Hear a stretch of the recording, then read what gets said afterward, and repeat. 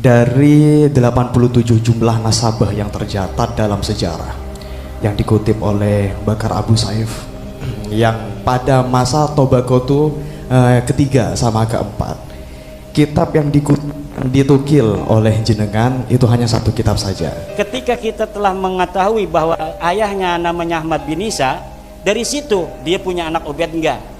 Yang menyebut Ahmad bin Isa itu hanya beberapa kitab. Ibnu Toba Yahya bin Muhammad Al-Qasim Al-Husaini Al-Alawi yang wafat pada abad kelima, beliau mencantumkan Abdullah atau Ubaidillah sebagai putra dari Ahmad bin Isa. Kemudian Abnaul Imam mencantumkan Abdullah, itu manuskripnya dipalsukan. Manuskripnya itu hanya 20 halaman. Setelah dicetak menjadi 187 halaman. Kalau kitab ini betul-betul kitab-kitab yang asli, maka hari ini mereka pasti sudah berani untuk berdebat dengan saya. Kalau dulu ketua MWC nggak mau nurut sama dia, masuk neraka lo, nggak dapat syafaat menjid aneh. Sekarang nggak bakal lagi. Maslahat tidak tuh, mereka tidak begitu. Maslahat. Allah akan suka kepada orang yang tidak sombong. Kalau kita niatnya bagus, insya Allah kita akan punya kekuatan dan tenaga. Tapi kalau kita niatnya jelek, hanya karena kebencian, ya kita mudah rungkat. Misalnya ada penceramah habaib yang menerangkan tentang kemuliaan keturunan Nabi, kemudian dia mengutip hadis, cari hadisnya itu. Kalau tidak hadis palsu, hadis yang disimpangkan maknanya. Yen besuk Maryang eman yen wonten grahana ning sasi srengenge kembar liu. Lintang alit gumlareng siti.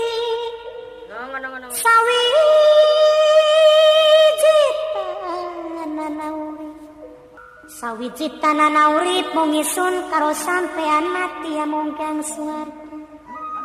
Assalamualaikum warahmatullahi wabarakatuh.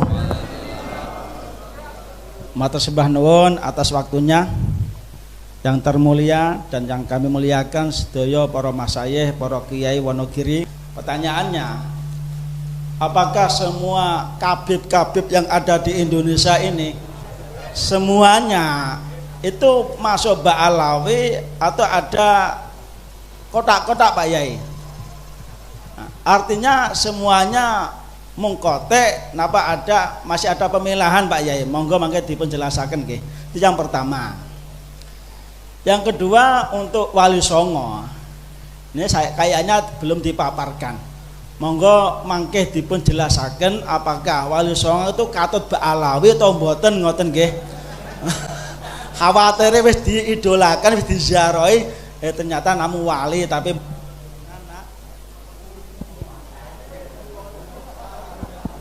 tes nggih. Ngoten nggih. Nanti untuk Wali Songo mati maneh. Iki tandane dereng madang niki panitia. Oh. Langsung durasi. Artinya untuk Wali Songo apakah termasuk golongan Ba'alawi atau tidak? Yeah. Dan nanti kalau ada referensinya tentang Wali Songo itu min Dzurriyyatir Rasul, monggo nanti bisa di-share apa tesis beliau. Yang sementara materi tersebut yang terkirim yang di-share itu namun Ba'alawi, yang dari Wali Songo belum ada. Kersane kita sedaya bisa mempelajari. Makasih matur suwun. Assalamualaikum warahmatullahi wabarakatuh. Waalaikumsalam. Monggo dilanjutkan Mas Akhyar. Assalamualaikum warahmatullahi wabarakatuh. Waalaikumsalam. Bismillahirrahmanirrahim. Sebelum saya menyampaikan pertanyaannya, disclaimer terlebih dahulu bahwasanya saya bukan dari golongan muhibbin atau apapun. Tapi pertanyaannya begini. Dari 87 jumlah nasabah yang tercatat dalam sejarah yang dikutip oleh Bakar Abu Saif yang pada masa Tobagoto ketiga sama keempat, kitab yang ditukil oleh jenengan itu hanya satu kitab saja. Bahkan ada lebih dari 50 kitab nasabah saat itu yang belum dikutip. Kemudian yang kedua, apa yang kami temukan dari Abnaul Imam, dari kitab Abnaul Imam fi Misra wa Syam halaman 167, Ibnu Toba Yahya bin Muhammad Al-Qasim Al-Husaini Al-Alawi yang wafat pada abad ke-5, beliau mencantumkan Abdullah atau Ubaidillah sebagai putra dari Ahmad bin Isa. Kemudian di kitab lain As-Suluk fi Tabaqatil Ulama wal Muluk, karya Al-Qadhi Bahauddin Muhammad bin Yusuf Al-Kindi, wafat pada abad 8, juga ketika menceritakan Abul Hasan Ali bin Muhammad, beliau menyebutkan Abdullah sebagai putra dari Ahmad bin Isa. Oleh karenanya pertanyaannya, apakah tesis yang jenengan buat itu sudah mencakup sekian banyak buku atau kitab nasabah atau hanya sebagian saja?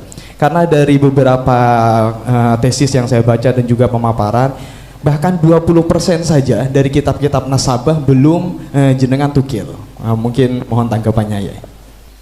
Mengenai Ba'alawi, Habib-habib yang di Indonesia, apakah semuanya inqita, terputus kepada Nabi Muhammad SAW? Semua yang merasa dirinya Habib itu bermarga Ba'alwi, itu semuanya nasabnya ke Alwi bin Ubaidillah. Semuanya putus, karena memang Ahmad bin Isa tidak punya nama anak namanya Ubaidillah. Anak siapa? Wallahu alam.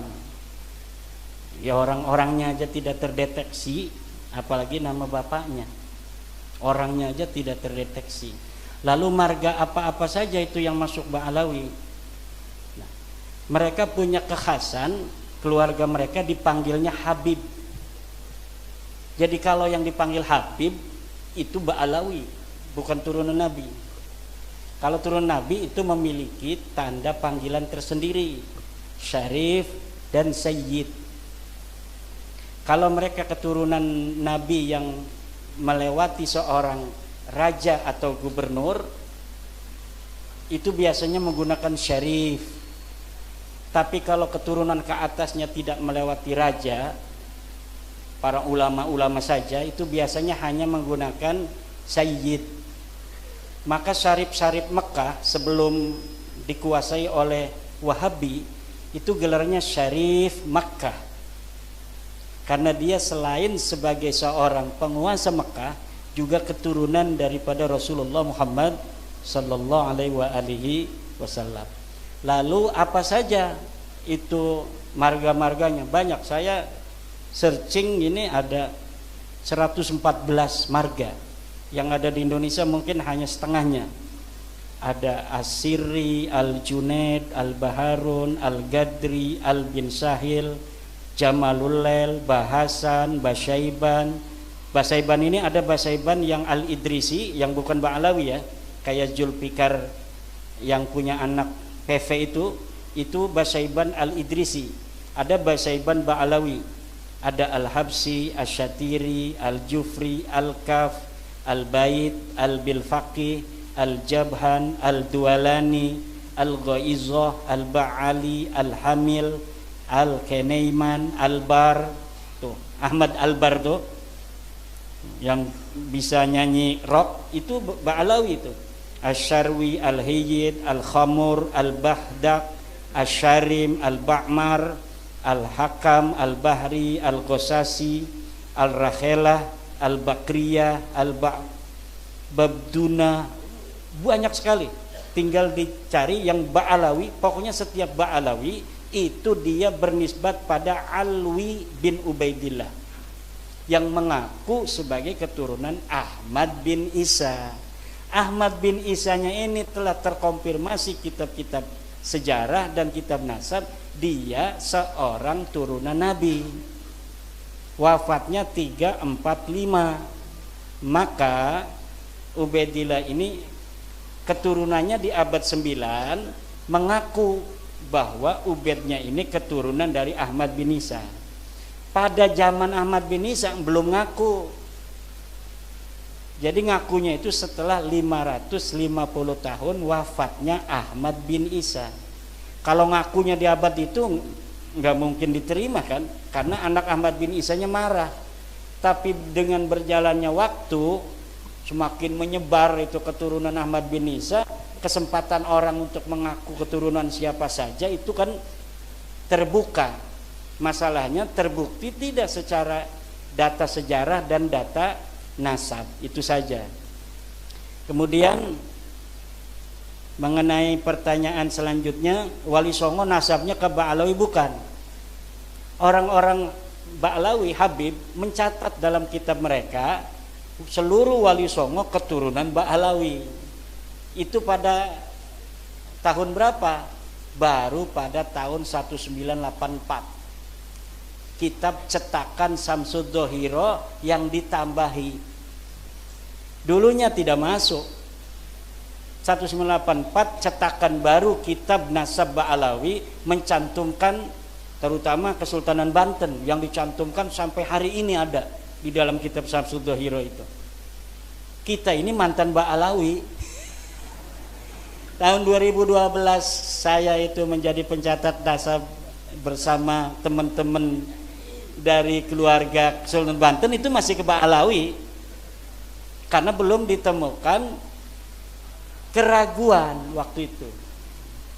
Nah, keraguannya timbul ketika kitab nasab mereka itu mencatat Samsud Dohiro itu keluarga Kesultanan Banten, kemudian keluarga lain seluruh Wali Songo, hanya dicatat beberapa generasi bahwa ini ke apa Ba'alawi gitu, tapi tidak dicatat sampai bawah. Kalau Kesultanan Banten dicatat sampai bawah sampai tahun 1808, jadi sampai sultan terakhir Sultan Sapiuddin.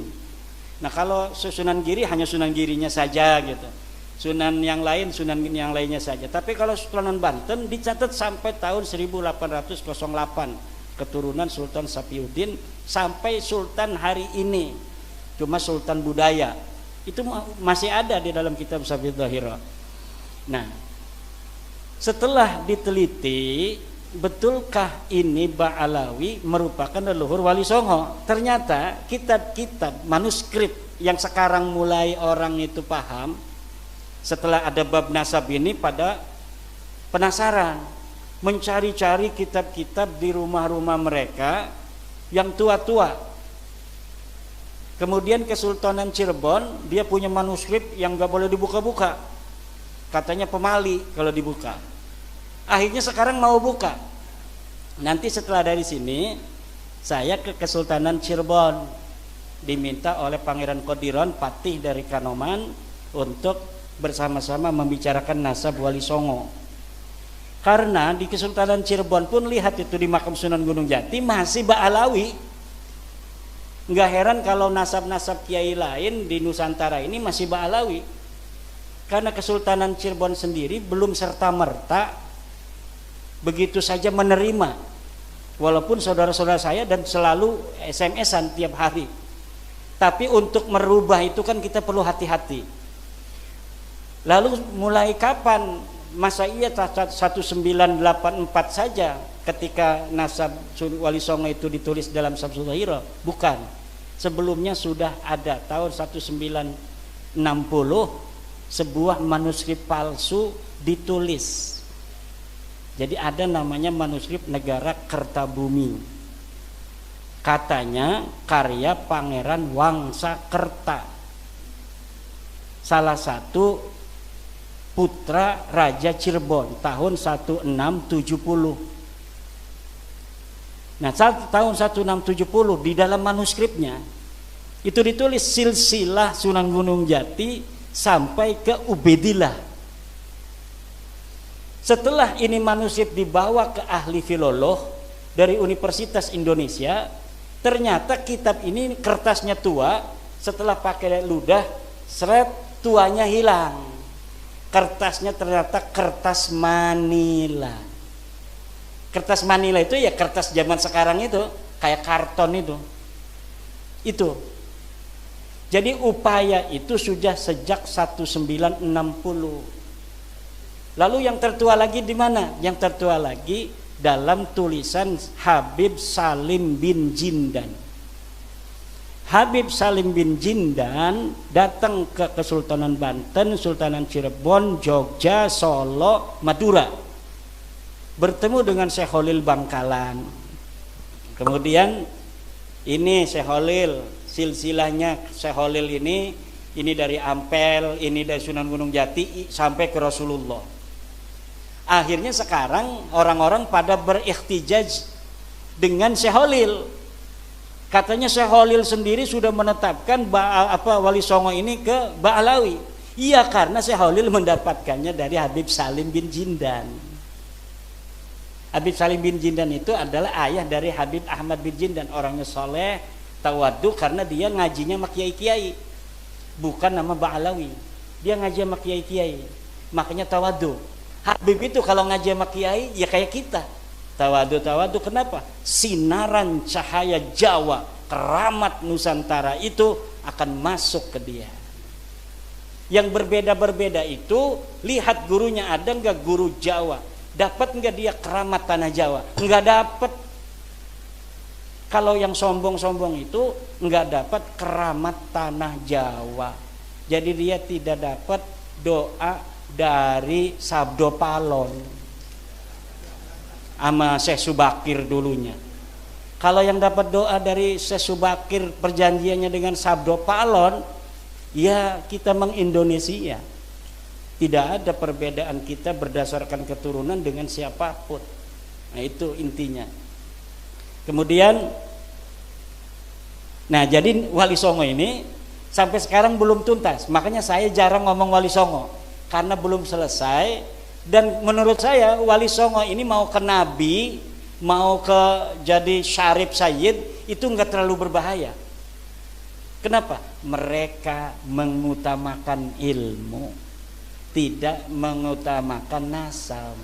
Jadi tidak akan merasa orang Jawa itu merasa direndahkan oleh turunan Wali Songo.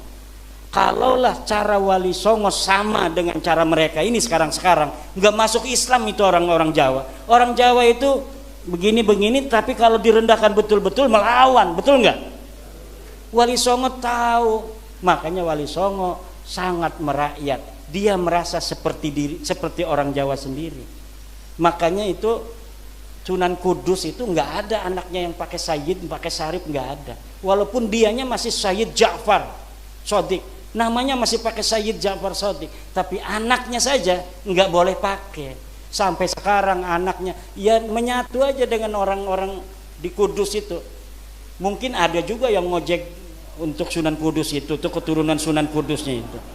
Ya nggak malu, karena apa? Nggak bawa-bawa marga, nggak bawa-bawa Sayyid, nggak bawa-bawa Syarif. Coba kalau Raden Tumenggung Mubarok misalnya, tiba-tiba ngejek pakai KRT Mubarok, ya kan itu merendahkan pangkat. Makanya udah, hal-hal yang bersifat feodalisme nggak usah disematkan di dalam nama. Nama itu cukup berdasarkan prestasi. Maka sebelum bab nasab ini saya yakin, saya sudah ceramah bahwa Dr. Andes itu lebih mulia dari Habib sebelum saya meneliti nasabnya, karena bertentangan dengan Al-Quran. Orang mengatakan hanya dia bermodal ada riwayat keturunan Nabi, dia lebih mulia dari orang lain, dia lebih mulia dari kiai. Nggak ada itu. Sarjana lebih mulia dari Habib, lebih mulia dari Raden, lebih mulia dari Tubagus, lebih mulia dari Kanjeng Raden Tumenggung. Kalau pangeran sendiri, pangeran anak raja, dia tidak lulus SD. Ada orang biasa tukang kolektor, dia adalah S1, lebih mulia tukang kolektor itu yang anaknya jadi S1 daripada raja yang menurunan pangeran yang tidak lulus SD acan. Itu kemuliaan yang harus dijaga dan pengetahuan yang harus diyakini. Inilah ajaran Islam yang sesungguhnya. Kalau kiai haji itu pangkat berdasarkan kasab, berdasarkan usaha. Usaha itu harus ditempelkan agar orang lain ingin berbuat yang sama, menuntut ilmu yang luar biasa sehingga dia bisa berpangkat KH. Ada KH, kiai haji, ada HK, hampir kiai. DRS, SE IR itu mulia. Taruh itu di nama. Kenapa? Supaya banyak orang mencontoh. Siapa saja bisa untuk menggapainya kalau dia mau kerja keras. Tapi kalau R, Raden, itu dia lahir jadi Raden. Apa yang dibanggakan, orang dia nggak kerja apa-apa, pangkatnya R kok. Maka saya nggak pernah pakai RR. Itu ada di YouTube pakai KHR. Orang yang nulis itu mah. Saya tidak pernah pakai RR. Kenapa? Malu-maluin apa yang dibanggakan dari R.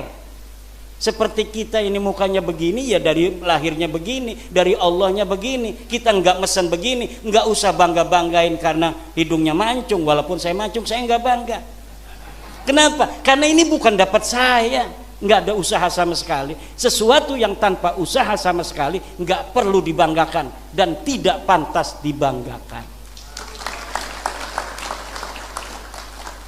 Yang dibanggakan itu kerja keras. Kerja keras itu dia jadi ketua PCNU karena dinilai pantas oleh para kiai. Dilihat pantas jadi seorang ketua PC. Ini kalau ketua PC-nya Pak Kiai Mubarak akan luar biasa mobilitas dari organisasi NU di Wonogiri.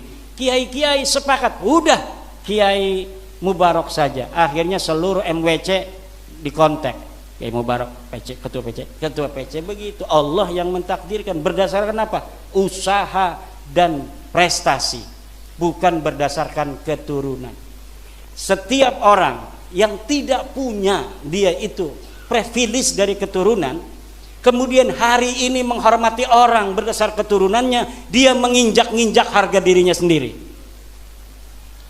Orang yang dia turunan raja, turunan nabi, yang karena itu dia harus menghormati orang lain hanya berdasarkan keturunannya, bukan berdasar prestasinya. Kita yang menghormatinya itu sedang menginjak-injak kemanusiaan kita sendiri. Seakan-akan Allah ini tidak adil. Kita diciptakan hanya untuk menghormati orang. Kenapa kita tidak diciptakan sebagai anak raja? Kenapa kita tidak diciptakan sebagai anak daripada keturunan Rasul? Dan itu tidak mungkin, Allah tidak adil. Karena Allah tidak mungkin tidak adil, maka Allah sudah bikin sebuah garis keras. Inna akramakum indallahi atqakum. Yang paling mulia itu bukan dia keturunan daripada Nabiku Muhammad, tapi dia yang paling mulia menyembah aku dengan seikhlas-ikhlasnya. Itu patokan kita. Hadis Nabi juga begitu. Tidak ada hadis Nabi hormatilah keturunanku, tidak ada. Ada itu Habib di dalam ceramahnya, hormatilah keturunanku. Siapa orang yang menolong keturunanku, maka aku akan membalasnya di akhirat. Hadis palsu itu. Pasti hadis palsu. Yakin, seyakin-yakinnya. Hanya ada di kitab-kitab Ba'alawi yang begitu. Cari hadisnya. Misalnya ada penceramah habaib yang menerangkan tentang kemuliaan keturunan Nabi, kemudian dia mengutip hadis, cari hadisnya itu. Kalau tidak hadis palsu, hadis yang disimpangkan maknanya. Seperti keutamaan ahli bait yang diambil untuk keturunan hari ini. Kalau hadis keutamaan ahli bait banyak. Siapa ahli bait? Ahli bait itu adalah Ali, Fatimah, Hasan, dan Husain. Ada ahli bait dalam bab zakat. Siapa? Keturunan Bani Hashim. Siapa Bani Hashim? Keturunan daripada Sayyidina Abdullah, Sayyidina Abbas, Sayyidina Abu Talib. Itu namanya Bani Hashim. Bukan hanya keturunan daripada Husain. Banyak yang disimpangkan. Tidak ada ajaran Islam yang mentolerir orang harus menghormati orang lain berdasar keturunan. Dan ini yang harus diambil. Termasuk menghormati gus-gus itu tuh. Kenapa? Kasihan nanti ini gus-gus masih kecil dihormatin orang, nanti takutnya dia nggak mau belajar. Saya udah banyak dihormatin orang, ngapain? Takutnya begitu, lama-lama nanti banyak gus-gus nggak bisa ngaji akhirnya. Kenapa? Karena orang bisa ngaji kan banyak dihormatin orang. Lihat dia nggak bisa ngaji dihormatin orang. Jadi biasa aja kita menghormati para gus. Kalau misalnya dia nggak bisa ngaji, taruh di belakang. Ngapain lu nggak bisa ngaji? Jangan di depan. Saya ini Gus mau gas nggak bisa. Harus begitu. Kita kasihan kepada putra-putra kiai. Jangan hormati dia berlebihan, karena kalau kita menghormati dia berlebihan, kita sama saja mengubur potensi dia untuk berprestasi di masa depan.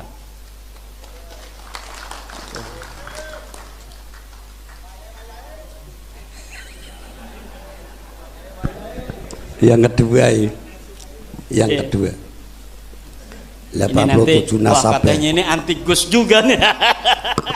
Ini bisa melebar nanti, anti Habib, anti Gus katanya. Ya harus menerima resiko. Ini saya udah menerima resiko. Ini saya kemarin menjawab Rumel Abbas di mobil, bikin tulisan. Saya sedang di kendaraan menuju Jawa. Itu sudah malam tadi malam banyak yang Jawanya di mana lo? Gua paranin lo segala macem. Dia beraninya cuma di WA aja kan. Itu biasa-biasa saja. Dan kita harus berani. Ada orang yang mengorbankan waktunya, pikirannya untuk kecerdasan, kecerahan, pencerahan banyak orang agar menjadi tercerahkan, agar bangkit dari selama ini doktrin-doktrin dan keterpurukan kemanusiaan. Kiai Miftahul Ahyar, bukan Miftahul Ahyar, Miftahul Ahyar namanya, Filul Ahyar, Birrul Ahyar, Kiai Birrul Ahyar. Dari 87 kitab nasab, kitab yang ditukil hanya 1 kitab nasab. Banyak yang saya tukil. Iya, karena yang berhubungan dengan nasabnya Ubaidillah yang ke Ahmad bin Isa, hanya itu yang berhubungan. Ngapain kitab nasab-nasab banyak itu yang tidak ada menyebut Ahmad bin Isa. Ketika kita telah mengetahui bahwa ayahnya namanya Ahmad bin Isa, dari situ dia punya anak Ubaid enggak. Yang menyebut Ahmad bin Isa itu hanya beberapa kitab. Makanya sejarawan barat banyak yang mengatakan Ahmad bin Isa sendiri fiktif. Dulu banyak sejarawan barat mengatakan Ahmad bin Isa fiktif. Kenapa? Karena Ahmad bin Isa tidak ditulis, padahal kitabnya ada, cuma dia waktu itu belum menemukan. Nah, tapi sekarang Ubaidillah ini mah bukan hanya belum ditemukan, karena memang betul-betul tidak ada, sama sekali tidak ada. Kalau Ahmad bin Isa di dalam kitab hadis dia meriwayatkan hadis, tapi dalam kitab nasab waktu itu belum ditemukan anaknya siapa-siapa. Nah, hari ini sudah ditemukan. Kitab Tahdhibul Ansab, kitab Muntaqilatul Talibiyah, kitab Al-Majdi, kitab Syajarah Mubarakah, kitab As-Sabatul Musan, kitab Tahdhibul Ansab, kitab Umdatul Talib, dan kitab An-Nafah Al-Ambariyah. Nah, kalau kitab-kitab yang lain yang ada di samping kanan kirinya itu betul banyak kitab nasab, tetapi tidak membicarakan tentang Ahmad bin Isa. Dia mungkin membicarakan toba-toba keluarga di sana yang ada di Suriah, tidak membicarakan yang ada di Irak. Karena Ahmad bin Isa ini orang Irak, maka yang dibicarakan harus, yang dicari adalah kitab-kitab berasal dari Irak yang menerangkan tentang orang Irak. Baru ketika kita menemukan kitab nasab yang membicarakan orang Irak, kita bisa mengetahui anaknya Ahmad bin Isa berapa. Karena Ahmad bin Isa ini orang Irak, bukan orang yang pindah ke Yaman. Bagaimana kiai itu di dalam kitab-kitab disebutkan bahwa Ahmad bin Isa dimakamkan di Yaman. Yaitu makam siapa? Kitabnya abad berapa yang menyebutkan itu? Dari mulai abad ke-10 bahwa Ahmad bin Isa dimakamkan di Yaman. Sebelumnya ketika Ahmad bin Isa wafat tidak ada. Bagaimana dia dimakamkan di Yaman? Dia orang Irak. Masa iya mati di Irak dibawa-bawa ke Yaman mau ngapain?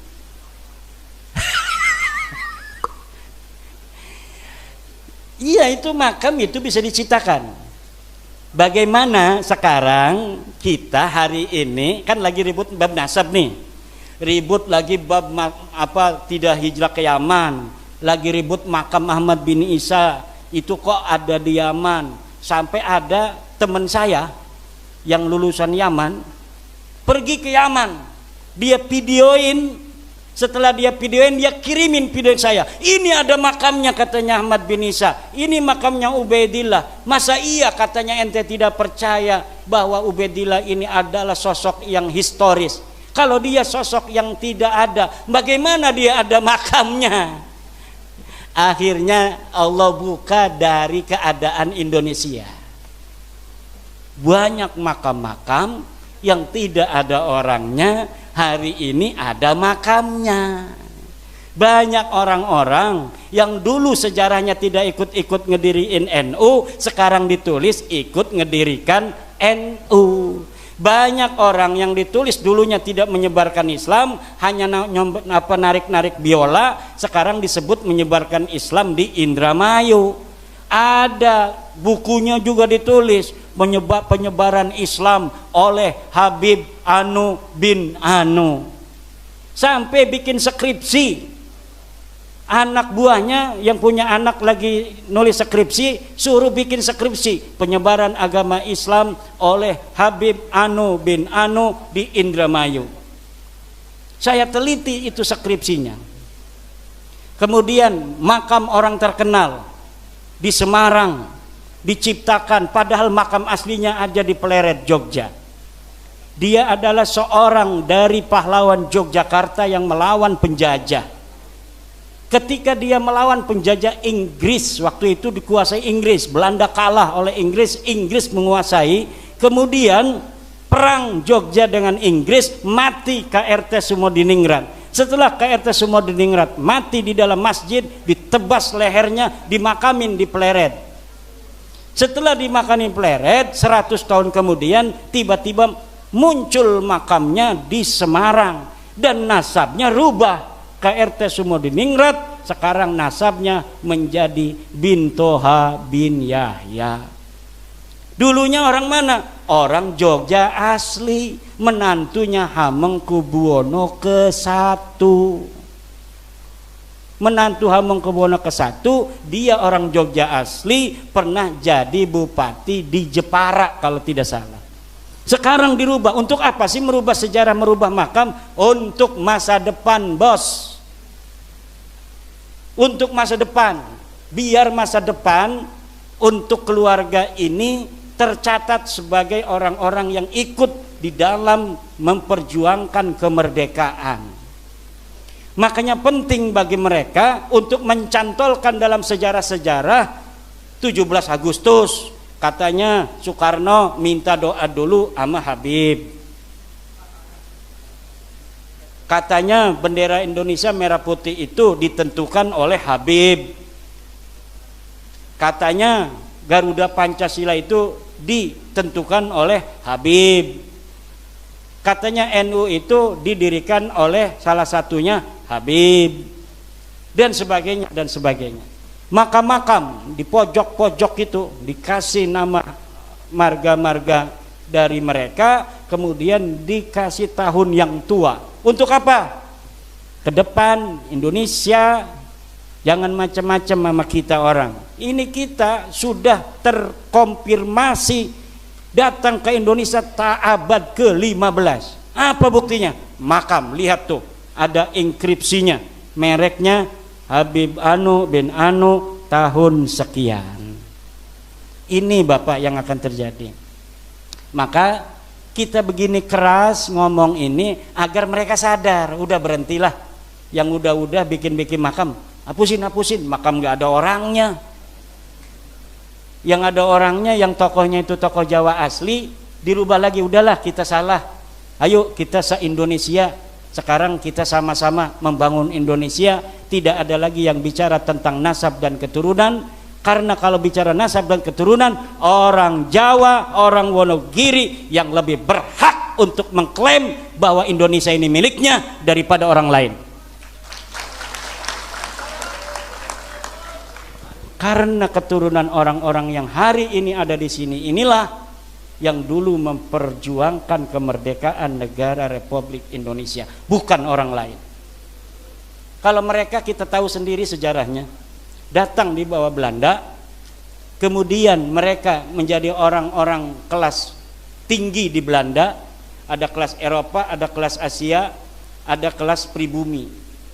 Ini orang-orang yang sekarang ini ngaku sebagai cucu Nabi itu ditinggikan oleh Belanda. Maka ketika Jepang datang, mereka ini tidak mendukung Jepang. Kenapa? Karena Jepang tidak seperti Belanda mengistimewakan mereka. Maka barulah di antara mereka mau berjuang tuh. Kenapa? Karena Jepang tidak mengistimewakan mereka. Itu. Ya, yang udah ada silakan makan aja. Bismillah dulu. Kemudian Abnaul Imam mencantumkan Abdullah. Itu manuskripnya dipalsukan. Manuskripnya itu hanya 20 halaman. Dulu sebelum viral, saya sudah menemukan manuskripnya ada di internet. 20 halaman. Setelah dicetak menjadi 187 halaman. Kalau kitab ini betul-betul kitab-kitab yang asli, maka hari ini mereka pasti sudah berani untuk berdebat dengan saya. Tapi karena saya sudah mengetahui bahwa kitab ini diinterpolasi, ditambahi oleh Yusuf Jamalul Lail, maka mereka tidak berani. Karena sayanya sudah tahu bahwa kitab ini diinterpolasi. Dan di dalam muqaddimah kitab itu lihat bahwa dia pun mengakui bahwa ada hal-hal yang saya tambahkan yang dianggap penting. Itu yang dianggap penting, ya nyantolin Abdullah sebagai anaknya Ahmad itu. Kitab yang selanjutnya As-Suluk menyebutkan Abdullah. Abdullah disebutkan abad ke-8 730 sebagai ayah dari Bani Jadid. Bani Jadid ini mengaku dirinya sebagai keturunan Ahmad bin Isa. Ini bukan Ba'alawi. Bani Jadid ini orang yang mencangkok pertama keturunan Ahmad bin Isa di abad 8. Dia adalah Bani Jadid, namanya Syarif Abil Jadid bin Ahmad bin Abdullah bin Ahmad bin Isa bin Muhammad An-Naqib. Atau kurang sedikit lah. Itu dari yang saya sampaikan itu. Yang jelas dia tertolak sebagai keturunan Ahmad bin Isa karena kitab yang lebih tua dari itu menyebutkan bahwa anak daripada Ahmad bin Isa hanya 3.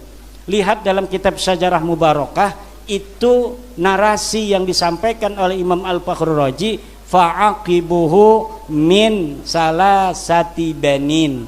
Jumlah ismiyah itu, lihat di dalam kitab Al-Muqibun karya daripada Mahdi Rajai, apabila menyampaikan dengan jumlah ismiyah maka yufidul inhisar, yufidul hasra, itu memberikan faedah hasr.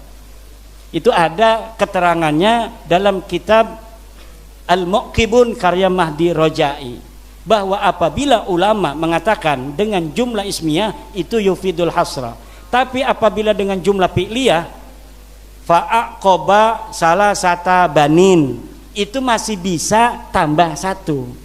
Tapi kalau sudah fa'aqibuhu min salasati banin bi jumlatin ismiyatin hadihi tadullu ala al-hasr.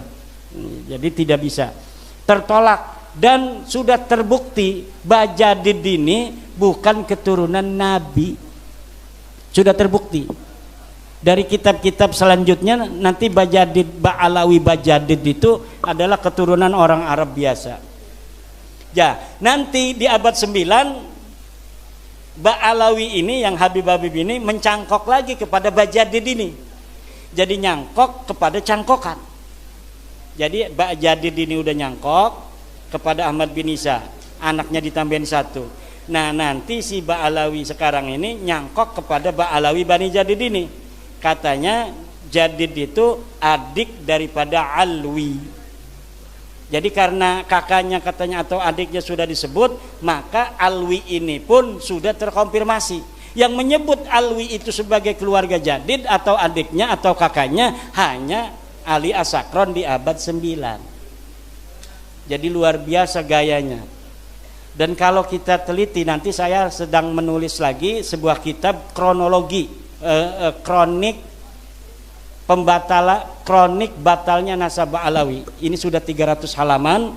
Nanti saya akan sampaikan bagaimana upaya-upaya mereka di dalam mengakali sejarah masa lalu untuk seperti yang mereka inginkan di hari ini. Gaya-gayanya dalam pemalsuan manuskrip, pemalsuan daripada sejarah, pemalsuan makam dan sebagainya. Itu semuanya terkonfirmasi. Makanya ada YouTuber yang mengatakan dia sedih bahwa kita ingin katanya dipertemukan dengan Mbak Alawi kepada orang tua kami di PBNU. Jangan sebut kami pemfitnah. Itu tadi pagi saya nonton ada YouTuber kayaknya dari daerah Jawa Tengah. Dia nangis bahwa dia ingin dipertemukan dengan Mbak Alawi karena walaupun bukan Kiai Maduddin saya pun bisa katanya untuk menjawabnya. Ya, jadi kalau sudah duduk begini bareng-bareng, insya Allah akan bisa. Kenapa mereka diam? Ya diam itu kan ada kaidah, la yunsabu lisakitin qaulun. Orang diam tidak boleh dianggap sudah berpendapat. Kalau dia ngomong berpendapat ketahuan. Kalau misalnya hujannya kalah berarti nanti selesai. Kalau diem aja nggak bisa, dikatakan dia salah, dikatakan dia dusta. Itu strategi. La yunsabu lisakitin qaulun. Tidak bisa orang diam itu dikatakan dia membantah, dia mengiyakan, tidak bisa. Tapi kalau sudah debat dengan kita kalah misalnya, ya udah harus selesai. Tidak boleh lagi mengaku. Kalau dia menang, nggak mungkin menang. Nggak mungkin. Kenapa? Ya karena tidak ada. Sama sekali dalail dari mereka itu tidak ada. Dan saya yakinnya kalau misalnya nanti saya ketemu dengan Nabi Muhammad gak marah dan akan terima kasih telah menyelamatkan nasab suciku dari orang-orang yang mengaku sebagai keturunanku tanpa hak. Terakhir untuk Pak Yusuf dari MWC Burno ya. Ya. Apa dampak sosiologis dan psikologis dari kajian ini? Kalau tentang Mbak Alawi apa saja tadi sudah dampaknya. Ya dampaknya maslahat pertama buat habaib Pak Yusuf. Dampak pertama yang akan maslahat habaib kalau mereka menerima. Enggak menerima pun pasti mereka tidak akan seperti dulu. Mentang-mentang cium tangan lu. Enggak bakal sekarang memberani sama ketua MWC. Kalau dulu ketua MWC nggak mau nurut sama dia, masuk neraka lo, nggak dapat syafaat njid aneh. Sekarang nggak bakal lagi. Maslahat tidak tuh, mereka tidak begitu. Maslahat, Allah akan suka kepada orang yang tidak sombong. Kalau kita niatnya bagus, insya Allah kita akan punya kekuatan dan tenaga. Tapi kalau kita niatnya jelek, hanya karena kebencian, ya kita mudah rungkan. Kenapa ini bisa masif? Sampai-sampai ratusan orang sekarang ini mau ngedengerin, sambil makan lagi ngedengerinnya. Ya karena sayanya niat dari awal bukan benci pada mereka. Saya punya guru Habib, dan guru saya itu kalau muridnya seperti saya datang ke rumahnya mau masuk kamar mandi nggak boleh sebelum dia masuk dan mencuci kamar mandinya. Dia cuci kamar mandi dengan sabun, disiram, setelah bersih baru silakan masuk Mang Imad. Manggilnya Mang Imad waktu itu saya masih kecil. Namanya Habib Ali bin Sahil. Saya suruh ke Yaman, udah Habib bayarin ke Yaman. Saya udah rencana Bib mau mengaji Alfiyah dulu. Oh ya udah. Coba kalau saya ke Yaman gak bakal begini saya. Itu sudah takdir Allah Subhanahu wa taala.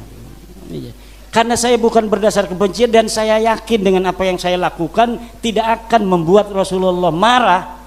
Bahkan Rasulullah akan bangga kepada saya sebagai umatnya, dan ini akan memberikan maslahat bagi para habaib dan umat Islam.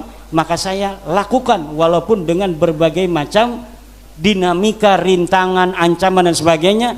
Saya yakin dengan apa yang kita lakukan hari ini akan membawa kemaslahatan untuk semua. Demikian. Nah terakhir ada sejarah harus diluruskan. Terima kasih Pak Yusuf. Sejarah memang harus diluruskan.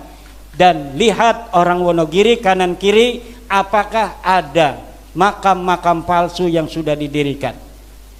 Kalau orang situnya nggak tahu, tiba-tiba ada makam bermarga bukan marga orang Jawa, Namanya bukan Jatiroso, Sokonegoro, Martojoyo, bukan begitu, tapi namanya Al-Anu, hancurkan saja. Kalau itu kemudian dibikin-bikin makam-makam keramat, kalau memang benar dia punya anak di situ, meninggal di situ, ya biarin aja. Tapi kalau dikeramatkan tiba-tiba di situ ada berita bahwa dulu ada Habib Anu dimakamkan di sini tahun 1500, hancurkan. Kenapa? Itu akan bisa merubah sejarah kita di masa yang akan datang. Hari ini Israel bisa kokoh di Palestina, di antaranya Israel menggunakan metodologi pembangunan makam palsu. Makam palsu dibangun di tanah-tanah Palestina, kemudian setelah itu makamnya dituakan, setelah dituakan kemudian makamnya itu diklaim sebagai makam bersejarah untuk sebagai legitimasi orang-orang Israel ada di Palestina, bahwa dulu leluhur kami sudah ada di sini. Ini buktinya makam-makam. Yang punya HP lihat, berbahasa Inggris namanya Middle S. Middle S itunya apa namanya, webnya. Web Middle S itu sedang mengangkat tema reportase tentang makam-makam palsu di Israel hari ini. 300 makam palsu sudah dibangun oleh Israel untuk mengklaim sejarah-sejarah Palestina sebagai sejarah Israel. Tapi 300 makam palsu di Israel tidak ada apa-apanya. Karena kemarin dari Keraton Jogja ada yang ke rumah seorang Raden dari Jogja menginformasikan bahwa di Jogja saja 260 makam, di Indonesia 3.000 makam. Mereka ini Alap-Alap Mataram dan teman-temannya itu sudah menghitung. Jadi dia enggak mikirin apa-apa. Sekarang mikirin makam palsu aja tuh Alap-Alap Mataram itu. Dan dia udah hitung katanya mencapai 3.000 makam palsu. Bagaimana orang masa lalu yang orangnya sedikit, sekarang makamnya sudah ada 3.000 dan semuanya jadi ulama besar. Padahal kita tidak pernah mendengar sejarah mereka sebagai ulama besar di masa lalu. Sementara ulama-ulama kita, Ki Ageng Giring, Kebo Kenongo, Joko Tingkir, Kiai Ageng Pemanahan, makamnya masih terbengkalai. Kita kemudian menjarahi orang yang sama sekali kita tidak tahu sejarahnya, perannya, jasanya untuk leluhur kita di masa yang akan datang, di masa lalu, dan untuk kita hari ini di masa sekarang, dan untuk keturunan kita di masa yang akan datang. Wallahu huwal muwaffiqu ila aqwamit thoriqin. Wassalamualaikum warahmatullahi wabarakatuh.